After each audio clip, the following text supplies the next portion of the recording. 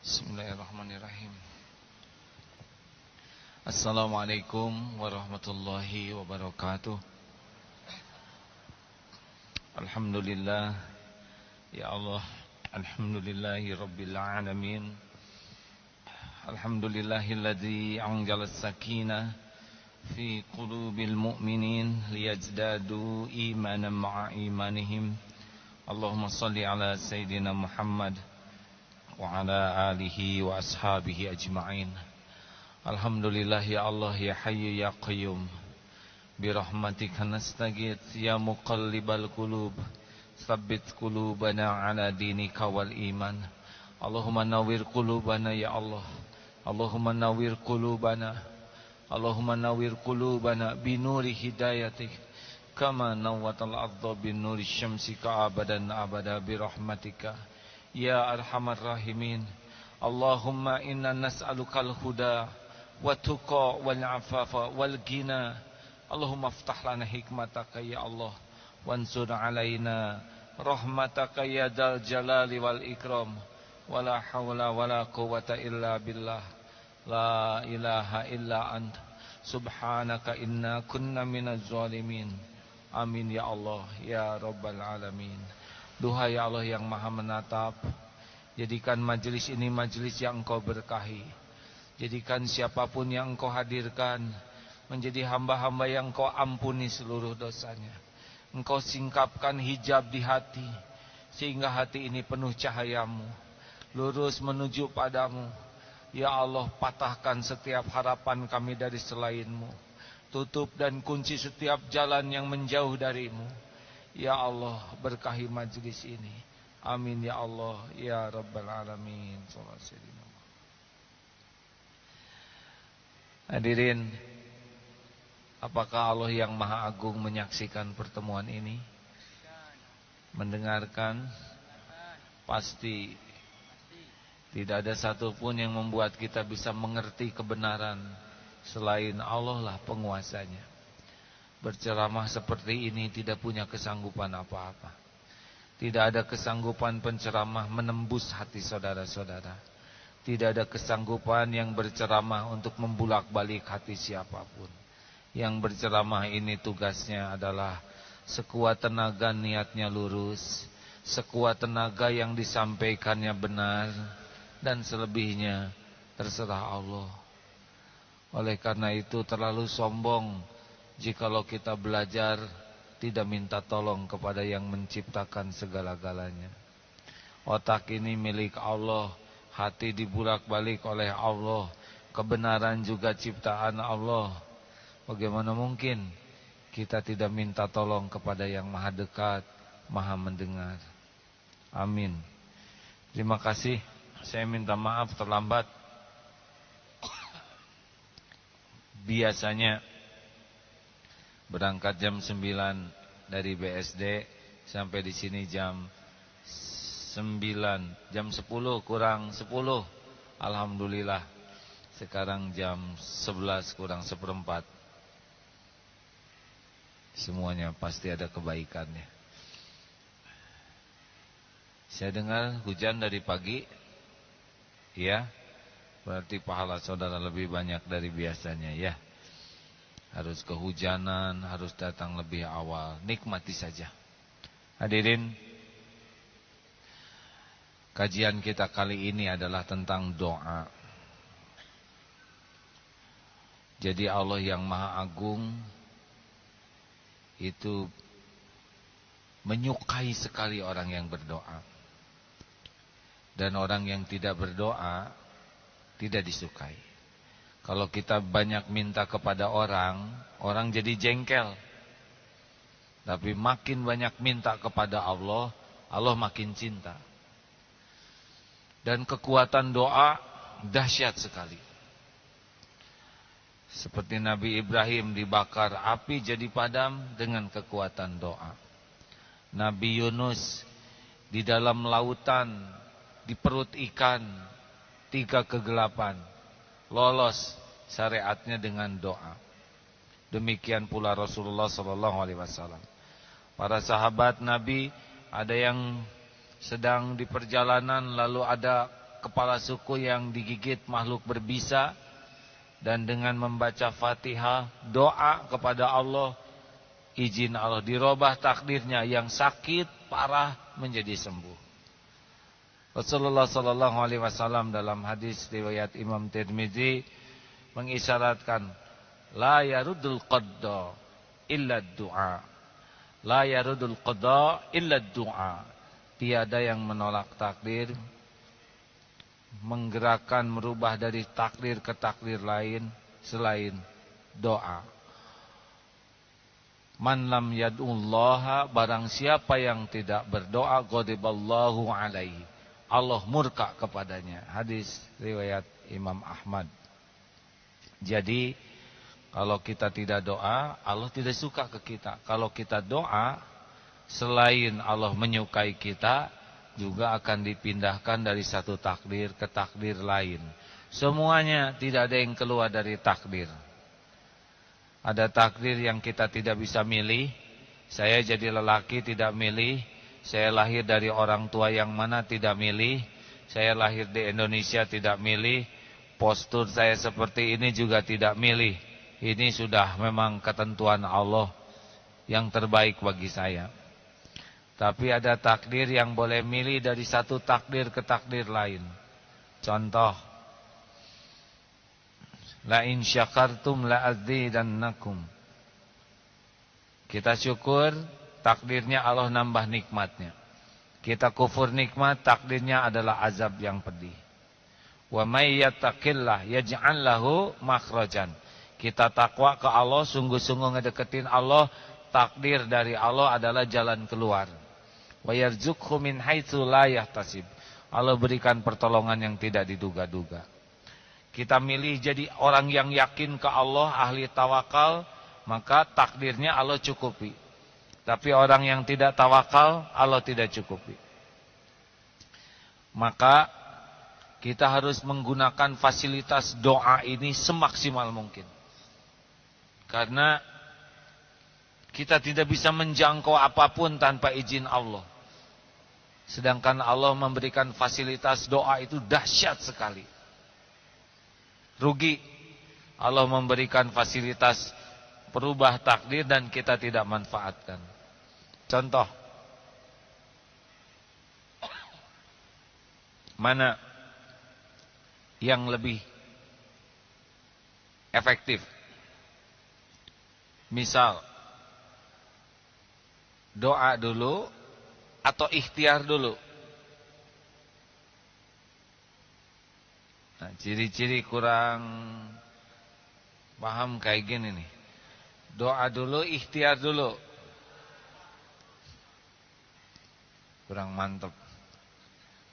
Doa dulu, ikhtiar dulu. Acungkan tangan yang ikhtiar dulu. Acungkan tangan yang doa dulu. Acungkan tangan yang tidak ngacung. Gini nih tekniknya ya. Siapa yang menciptakan rezeki kita? Yang tahu rezeki kita di mana siapa? Yang bisa memilihkan yang halal untuk kita siapa? Yang bisa memudahkan kita jumpa dengan rezeki kita siapa? Bagaimana mungkin kita nyari rezeki tanpa minta kepada pemiliknya? Bagaimana mungkin kita ingin rezeki yang halal tanpa minta kepada yang memilah-milahnya? Doa dulu. Orang yang ikhtiar tanpa doa seperti harus pergi, mata ditutup, telinga ditutup, mulut ditutup. Pasti stres. Doa dulu ke Allah ya. Allah kan tahu rezeki kita di mana. Dan Allah suka kita minta kepadanya. Dalam surat Al-Mu'min ayat 60. Qala rabbukum ud'uni astajib lakum. Allah berfirman, Allah Tuhanmu berfirman, mintalah kepadaku, niscaya, berdoalah padaku, niscaya akan kukabulkan. Innal ladzina yastakbiruna an ibadati, dan sesungguhnya orang-orang yang menyombongkan diri dari ibadah kepadaku,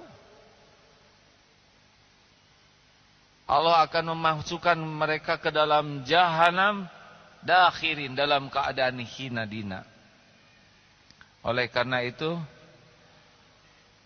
orang yang tidak berdoa dianggap sombong, udah bodoh, sok tahu, udah lemah, sok kuat, udah nggak punya apa-apa, sok kaya. Allah benci. Nah, contoh lain. Punya anak, ingin anak soleh ibu? Sebagian nggak jawab nih. Bagaimana ingin anak soleh? Suami aja belum ada. Ingin suami soleh? Nah, lebih keras kan. Sekarang ingin anak soleh. Mana kira-kira yang lebih efektif? Nah, Bapak mengharapkan kalian jadi anak soleh, solehah, hafiz, hafizah. Bapak ingin kalian belajar agama dengan sungguh-sungguh dan hidup patuh ke Allah, manfaat. Bapak akan dukung sepenuhnya. Bagus? Bandingkan dengan yang menasehati anak, lalu malam hari si bapak ini bangun tahajud. Duhai Allah yang maha mengetahui segala-galanya, Engkau tahu saya adalah orang tua yang belum jadi contoh. Engkau tahu kelakuan saya masih jauh dari apa yang saya nasihatkan. Ampuni ya Allah. Saya ngaku belum jadi orang tua yang benar-benar bisa jadi jalan kebaikan. Engkau tahu saya pun belum mendidik anak-anak mengenalmu. Duhai Allah, la ilaha illa anta subhanaka inni kuntu minadz zalimin. Sayalah orang yang zalim, tolonglah ya Allah. Titipkan kepada hamba kemampuan untuk mengantarkan anak-anak amanahmu menjadi hamba yang engkau cintai dan mencintaimu. Rabbana hablana min azwajina wa dzurriyyatina qurrata a'yun waj'alna lil muttaqina imama. Hanya engkaulah pencipta anak-anak kami. Hanya engkaulah yang menggenggamnya siang dan malam. Semua kebaikan hanya datang darimu ya Allah. Hanya engkau yang kuasa menjaga, membulak-balik setiap hati. Titipkan kepada habib kami ya Allah anak yang soleh, solehah.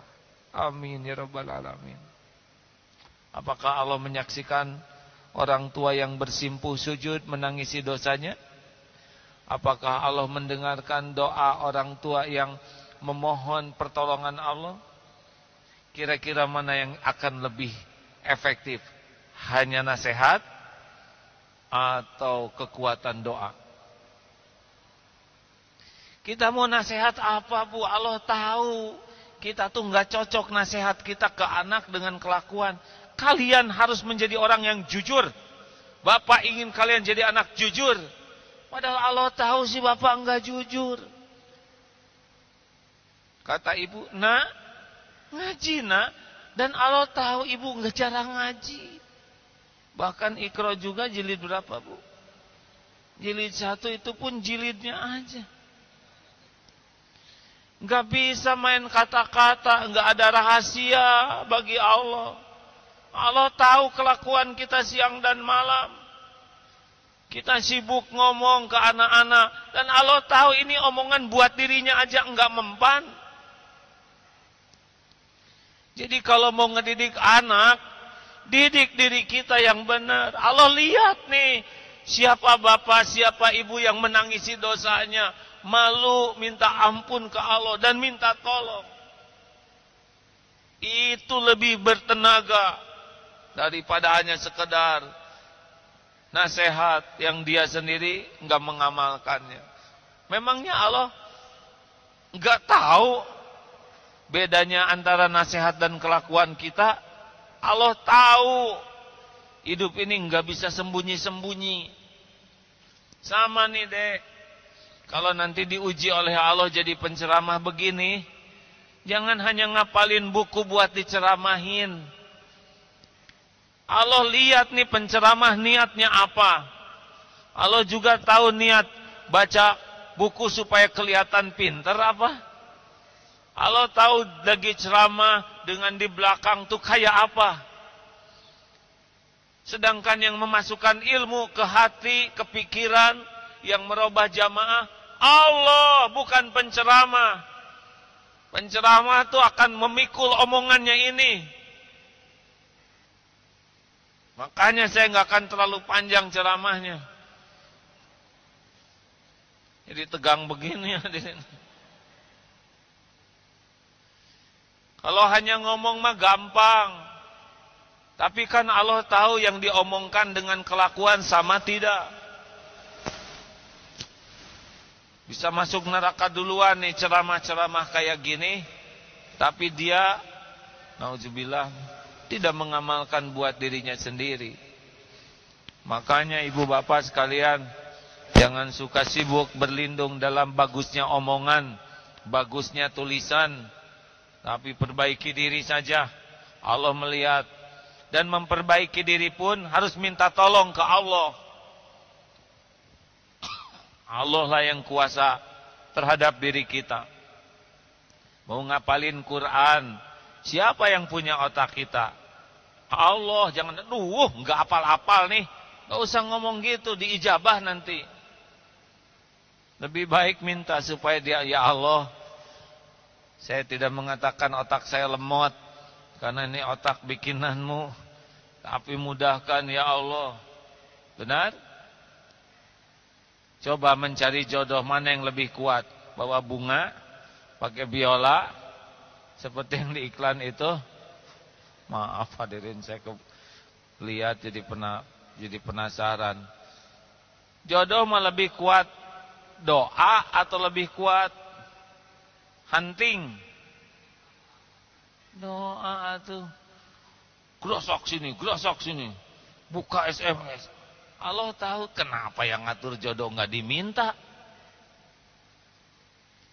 Duhai Allah, usia sudah hampir kepala 3. Kepala, pundak, lutut kaki, semuanya bergetar. Teman-teman saya udah pada punya jodoh, tapi saya tetap berbaik sangka padamu, pasti ini yang terbaik darimu. Ya Allah, Engkau sudah saksikan sendiri, ibu tiap ketemu saya, mana nak, mana. Sebetulnya pengen bicara, ibu udah nikah, masih nanya-nanya, apalagi saya yang belum, Bu. Cuma saya nggak tega ngomong gitu ke ibu. Ya Allah, Allahumma ftah lana hikmataka wansur alaina rahmataka ya dzal jalali wal ikram. Bukakan pintu hikmah ya Allah. Enggak ada suudon. Minta ke Allah, ya. Ikhtiar jalankan yang syar'i. Jangan ikhtiar pakai bendera cinta terakhir. Siapa cepat, siapa dapat. Enggak usah begitu. Hadirin, Allah Maha mengetahui isi hati. Betul? Manfaatkan kesendirian dengan makhluk menjadi kebersamaan dengan Allah. Oh, kalau saudara tahu para kekasih Allah mah milih sebelahan sama istrinya atau sama suaminya atau sama Allah. Kalau enggak ingat kewajiban mah mendingin sama Allah terus tuh. Beneran? Kalau para pecinta Allah sejati mah ya lebih menikmati malam bersama Allah. Gitu. Ya saudara, kita masih segala ingin ya. Tapi kalau mau mencari jodoh dan belum diberikan pasangan, udah minta ke Allah. Kalau sudah dapat calon, tetap minta ke Allah, karena calon kan belum jadi. Halo? Jangan sampai udah pasti istiqoroh. Ya Allah, kalau baik mudahkan, kalau tidak jangan.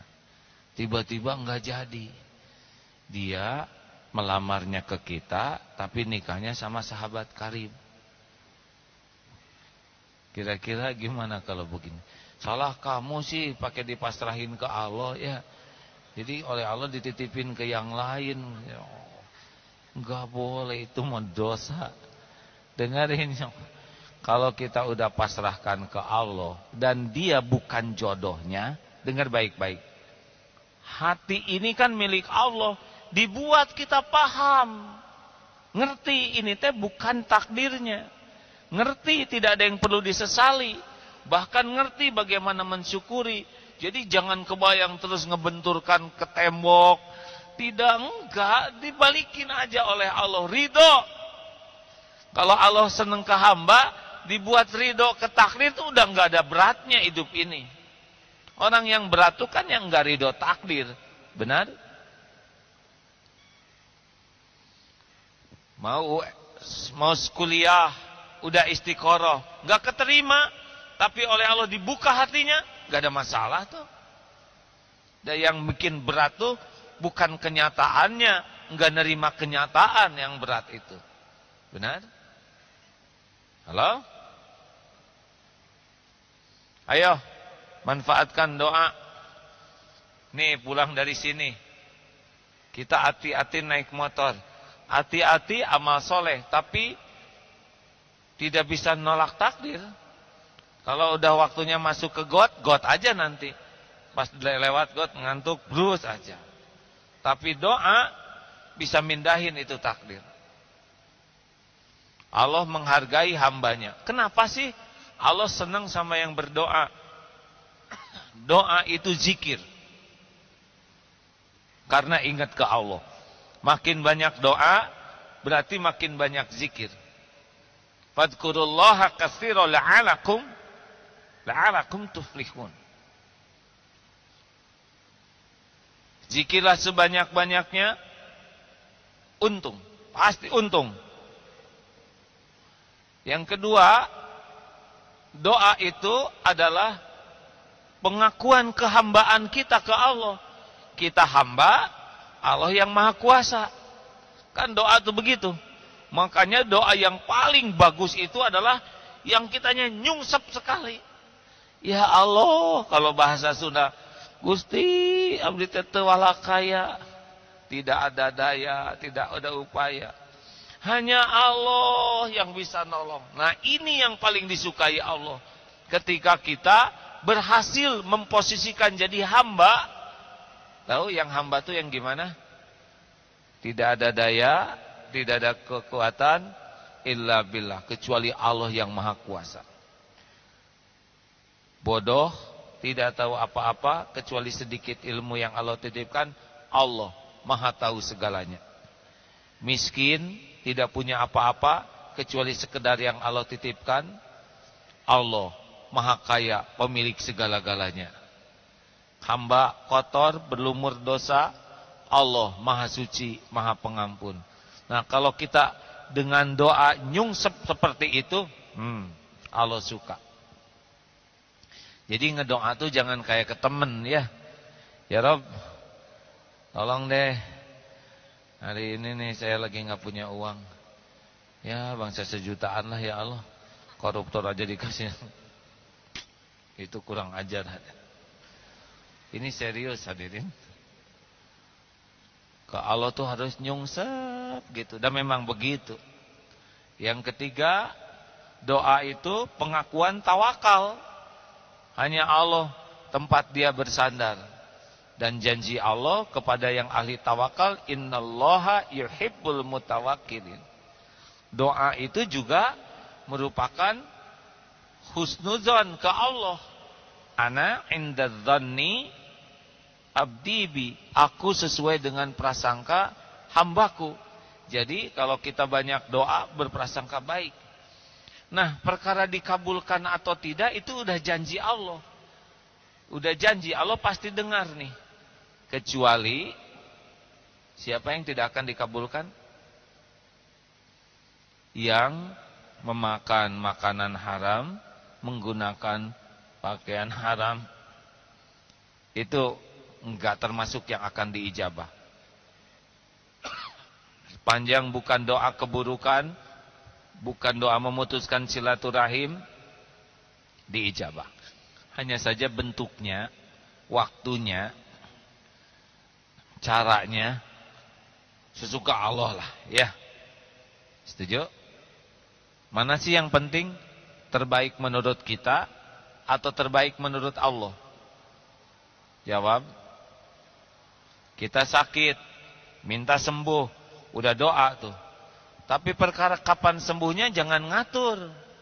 Ya Allah, kalau bisa minggu depan lah ya sembuh. Sebab mau ujian. Allah juga udah tahu mau ujian, gak usah diomongin. Kenapa udah keluar uang, udah diopname, nggak sembuh-sembuh? Kalau kita menjalaninya dengan doa yang tulus, hati kita enggak dibuat sakit. Kita ngerti, oh Allah membuat saya masih sakit karena masih banyak dosa saya yang belum ketebus, dan sakit ini menjadi bagian kafarahnya. Jadi enggak luka di sini. Jelas hadirin?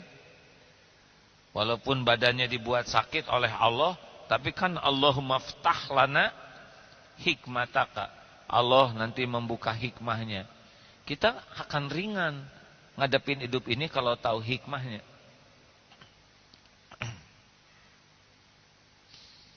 Misal, maaf, hati-hati nih ibu-ibu, perlu diperiksa itu. Mau kena nanti ya, mau kena siapa? Jangan sampai mau kena masjid, dipinjam tapi seperti yang nggak rela dikembalikan. Sudah hampir setahun setengah. Tiap sholat, tahajud, pakai mau kena itu nggak diterima. Ini bapak yang pakai kopiah diperiksa namanya di dalam, Pak. Kalau di kopiah itu Agus, pada bapak Asep berarti punya orang lain, pulangin. Serius hadirin. Ini kayak banyak mahasiswa gini, masuk ke asrama teman, ikut mandi, ada sampo,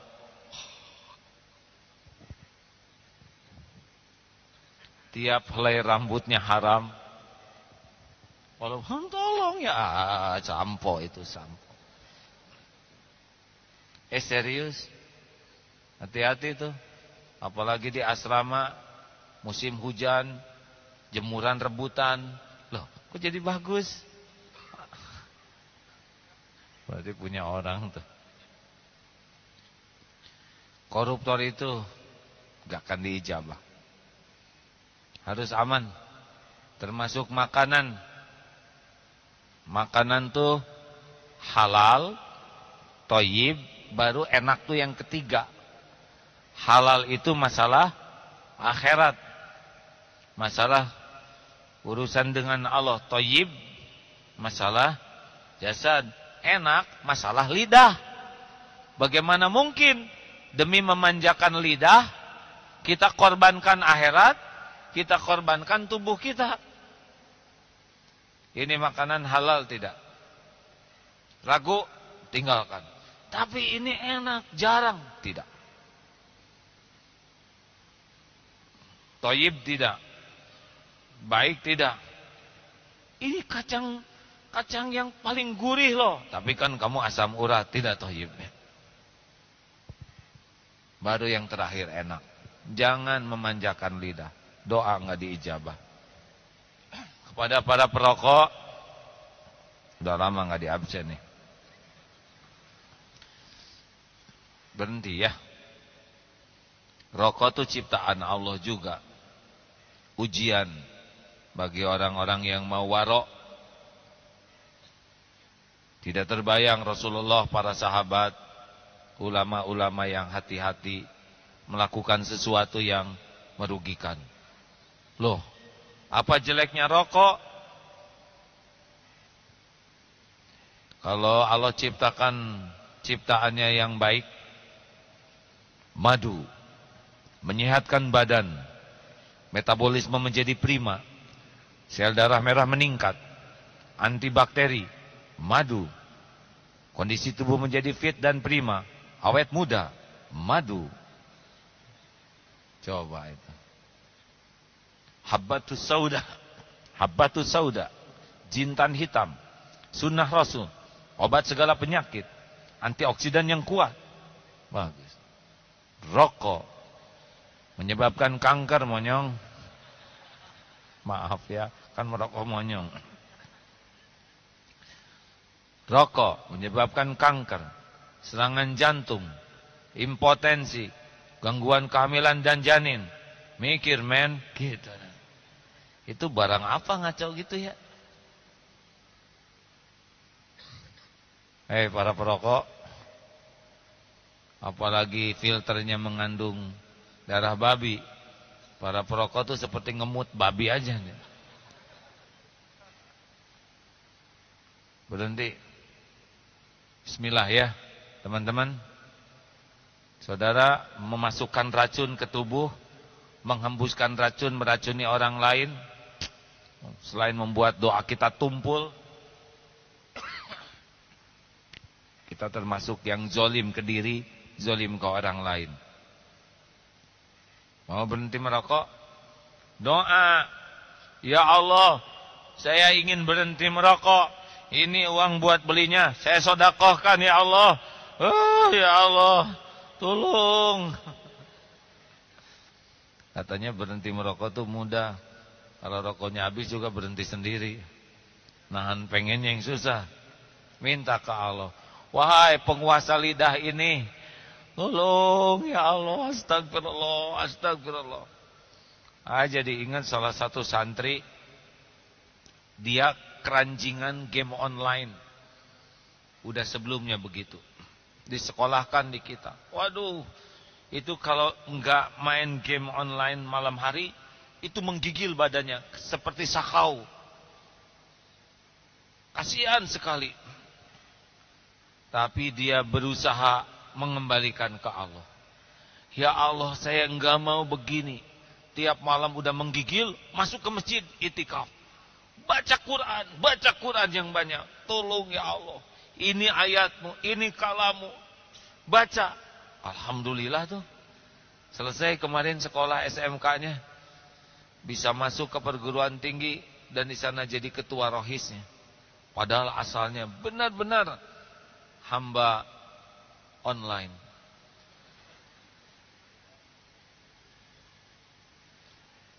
Ayo, hamba rokok. Merokok bisa musyrik tuh. Kalau lebih menuhankan rokok, cirinya Jumatan. Besar mana? Untuk sedekah atau beli rokok? Akumulasi dalam sebulan, coba besar mana? Sekali ngerokok 10.000, sebulan 300, setahun 3.600.000. Cek sedekahnya berapa? 2.000. Ya, itu juga karena malu, udah WC umum udah 2.000 sekarang. Hati-hati perokok. Kalau ingin doanya mustajab, tinggalkan. Setuju? Kita juga harus tahu adab-adab doa dan saat-saat mustajab. Seperti nembak itu kan, harus benar tahu cara menembak yang benar dan tahu kapan saat menembaknya. Sudah tahu belum saat-saat mustajab hadirin? Nih di antara saat-saat mustajab. Kalau mendengar azan, antara azan dan qomat itu mustajab. Makanya kalau mau qomat itu terus doa, didengar oleh Allah. Sedang sujud tidak dianjurkan untuk membaca Al-Quran, tetapi beberapa doa Al-Quran dan hadis Nabi baca. Kalau sedang sholat, jangan doa pakai bahasa Indonesia di kala sujud, karena menambah bacaan sholat. Itu saat terdekat hamba dengan Tuhannya saat sujud. Lebih enak hadirin doa. Hafalkan doa-doa baik Al-Quran maupun sunnah Rasul, ya. Nikmati saat sujud. Di penghujung sholat, sebelum salam, sesudah tahiyat, minta lagi. Sama itu juga, jangan menambah dengan bacaan yang tidak berbahasa Arab. Sesudah sholat fardu, itu mustajab. Makanya rugi kalau sudah sholat fardu, Assalamualaikum, Assalamualaikum, buka handphone. Allah lagi nunggu, kamu mau minta apa? Dunia dulu tanpa handphone baik-baik saja. Kenapa sekarang menjelang qomat juga? Assalamualaikum, Assalamualaikum. Udah langsung. Sep. Ada yang begitu di sini? Itu sudah rada menuhankan handphone tuh. Doa, banyak yang bisa dirubah dengan doa. Minta apa saja, Allah pemilik segala-galanya. Terancam, Allah yang menggenggam, yang mengancam kita. Kita ditagih hutang, belum sanggup bayar, Allah yang menguasai, yang nagih. Kalau Allah mau dibalikin tuh, yang tadinya angker, debt collector tuh, lihat kita tuh jadi sendu aja. Aneh. Saya tiap lihat wajah kamu tuh, jatuhnya nggak tega aja. Udah deh, akan saya tagih, halalah, biar saya cicil aja hutangnya. Wah, jarang debt collector kayak gini. Tapi apa susahnya? Ini serius hadirin. Pernah ada juga jamaah ditagih hutang. Wah, ini debt collectornya datang. Sekarang gede. Kenapa ya? Nggak kayak yang kemarin. Iya, karena kemarin yang nagihnya kecil, saudara kurang zikir. Sekarang gede, ya udah, jadi zikirnya lebih kuat kan? Kan yang Allah inginkan kita tuh bergantung ke Allah. Gimana sekarang udah adzan, ajak ke masjid. Pak, saya mau ke masjid dulu, mau ikut. Wah, udah kamu aja, saya nunggu di sini. Lumayan nggak ngambek katanya. Bereslah akhirnya kalau Allah mau. Ya, semua makhluk milik Allah. Saat ba'da sholat fardu, kemudian sepertiga malam terakhir, saya berharap semua jamaah ini enggak ada satupun yang melepaskan malam dari jamuan Allah. Kita dijamu oleh Pak RW saja semangat, ya. Dijamu oleh gubernur, lebih semangat. Dijamu oleh presiden, padahal sama-sama nebeng, ya. Sama-sama banyak masalah. Gimana dijamu oleh penguasa langit dan bumi? Minta ampun, dosa diampuni. Minta sesuatu, Allah akan beri. Doa diijabah. Sepertiga malam terakhir, semua punya. Benar? Mulai setel sekarang handphonenya tuh, alarm nyalakan. Jam 3 paling telat, ya. Tidur lebih awal.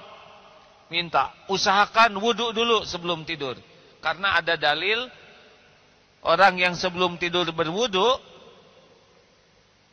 kemudian dia tidur dalam zikir, pas dibangunkan, lalu dia sholat sunnah 2 rakaat, tentu wudu lagi, ya. Doanya mustajab. Ayo.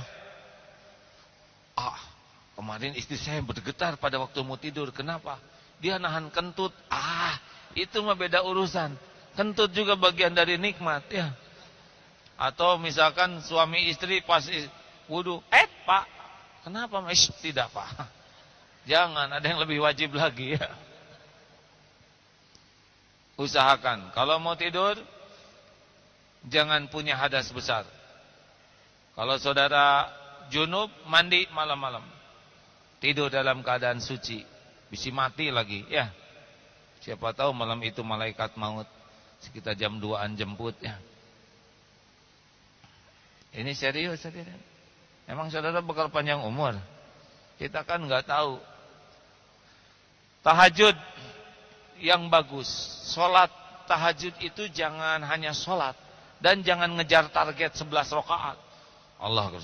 Yasin, Allah Akbar. Al-Quranil Hakim, Allah Akbar. Justru sholat tahajud itu dinikmati. 2 rakaat, tapi yang bagus. Yang pertama ringan, yang kedua yang agak panjang. Ar-Rahman itu sekitar 20 menit, ya, kalau dibagi 2. Enak itu. Yasin bisa tuh kalau dibagi-bagi 25 menit. Udah sholat tahajud, zikir dulu. Kalau bisa lampunya memang jangan terlalu terang. Kalau terang kenapa? Banyak yang kelihatan. Lagi tahajud, lihat ada majalah, baca dulu majalahnya. Lagi tahajud, lihat sana ada kue. Allah, ya Allah, Engkau Maha tahu saya lapar. Jadi keuntungan temaram itu meminimalisir apa yang dilihat. Biasakan kalau tahajud tuh sing nikmat nyebut nama Allah. Karena Allah Maha dekat. Wa huwa ma'akum ayyunama kuntum.